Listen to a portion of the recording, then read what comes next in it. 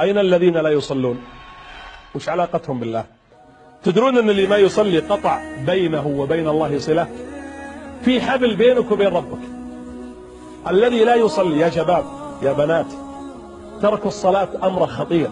أنا أحاول ترى في الدرس من يوم بدأت أني أبشر ولا أنفر، ولا ودي بأي عبارة تنفر أبنائي وبناتي ومن يشاهدون وأنتم أيها الفضلاء، لكن أقول موضوع الصلاة موضوع خطير، خط أحمر. يعني الذي لا يصلي باختصار، الصلاة عمود الإسلام. اللي ما يصلي هبدا العمود. أنت لو دخلت بيت واحد وكسرت القزازة بيقول يا أخي عيب، بس يمكن يمشيها لك. لو تشخبط في الجدران يا أخي عيب بس مشي، لكن دي تكسر العمدان يقول أنت مابوت بتذبحنا. الذي يترك الصلاة كالذي يهدم بيته ويهدم هذا البيت وليس له قيمة. الذي لا يصلي الله لا ينظر إليه ولا يزكيه ولا يكلمه. الذي لا يصلي انقطعت الصلة بينه وبين الله.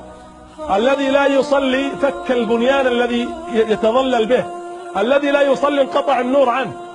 يقول ابن القيم منذ أن تقول الله أكبر ينصب الله وجهه تلقاء وجه عبده المصلي.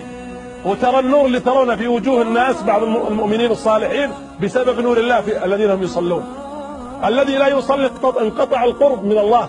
كلا لا تطيعه واسجد تحت في الأرض، ومع ذلك يقول اقترب، وانت ساجد في الأرض يقول اقترب. كيف اقترب وانا نازل؟